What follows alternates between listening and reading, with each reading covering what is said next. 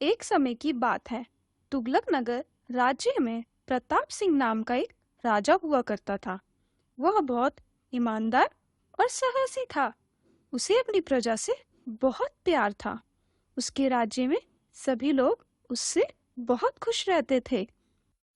राजा को एक बात हमेशा परेशान किया करती थी कि उसके मरने के बाद उसके राज्य को कौन संभालेगा, क्योंकि उसकी कोई औलाद नहीं थी।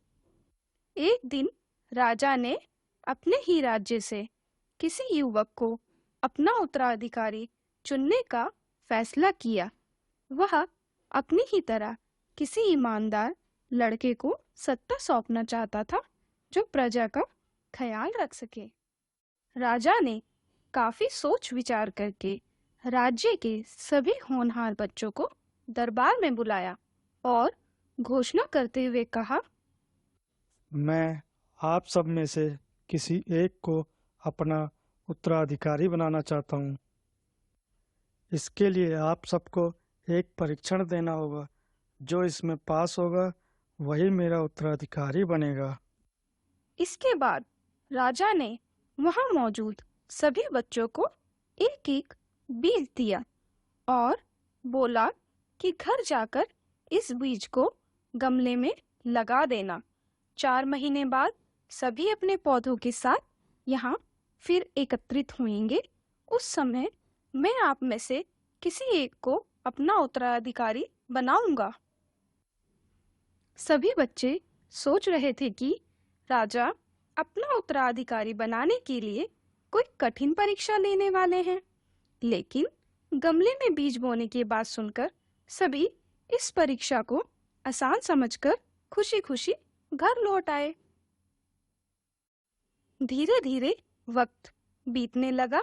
सभी बच्चों के गमले से बीज की उपज दिखने लगी, लेकिन क्षितिज नाम का एक बच्चा था जिसके गमले से पौधे का नामो निशान नहीं था। दूसरे बच्चों के पौधे बड़े होने लगे थे। यह देखकर क्षितिज बहुत परेशान रहने लगा। वह मन ही मन यह सोच रहा था कि सबके गमले में पौधे आ गए, लेकिन उसके गमले में पौधा क्यों नहीं आ रहा है। उसने सोचा कि हो सकता है उसका पौधा उगने में अधिक समय ले। इसलिए उसने हार नहीं मानी और वह पूरी मेहनत और लगन के साथ गमले की और ज्यादा देखभाल करने लगा। धीरे धीरे 4 महीने बीत गए, लेकिन क्षितिज के गमले से कोई पौधा नहीं आया। वही ज्यादातर सभी बच्चों के गमले में पौधे निकल आए। कुछ बच्चों के पौधे में तो फूल और फल भी दिखने लगे। राजा के पास जाने का समय आ गया। क्षितिज ने सोचा कि वह राजा के पास जाए तो उसका गमला देखकर सब उसका मजाक बनाएंगे।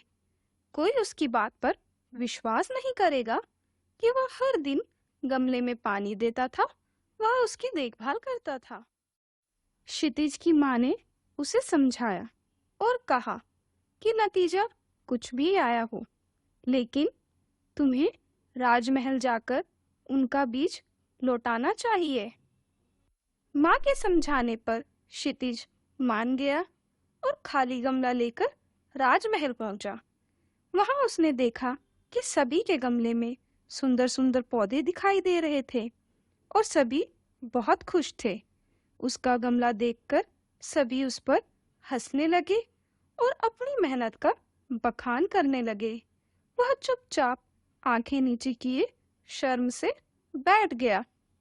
इतने में राजा आए और सभी के गमलों को ध्यान से देखने लगे। जब वह क्षितिज के गमले के पास पहुंचे तो उन्होंने पूछा, यह किसका गमला है? यह मेरा गमला है। तुम्हारा गमला खाली क्यों है? मैं रोजाना इसको पानी देता था। मैंने इसकी बहुत देखभाल की, लेकिन इसमें से पौधा ही नहीं निकला। आओ, मेरे साथ आओ। राजा द्वारा बुलाने पर क्षितिज डर गया, लेकिन उसे राजा की आज्ञा माननी ही थी। वह धीरे धीरे राजा की तरफ आगे बढ़ा।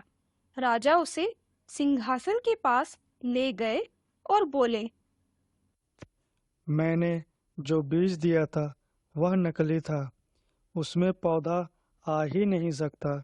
आप सबने बीज बदल दिया। लेकिन क्षितिज ने ईमानदारी के साथ 4 महीने मेहनत की और अपनी असफलता स्वीकार करते हुए मेरे सामने खाली गमला लाने का साहस दिखाया। क्षितिज में वो सारे गुण हैं जो एक राजा में होने चाहिए। इसलिए इस राज का अगला उत्तराधिकारी मैं क्षितिज को बनाता हूँ। राजा के इस फैसले से वहां मौजूद हर कोई हैरान रह गया। सभी युवकों का सिर शर्म से झुक गया। वो चुपचाप दरबार से बाहर निकल गए। इस तरह क्षितिज ने ईमानदारी की बदौलत राज्य का सिंहासन पा लिया। तो बच्चों, इस कहानी से हमें क्या सीख मिलती है? हमें किसी भी परिस्थिति में ईमानदारी नहीं छोड़नी चाहिए।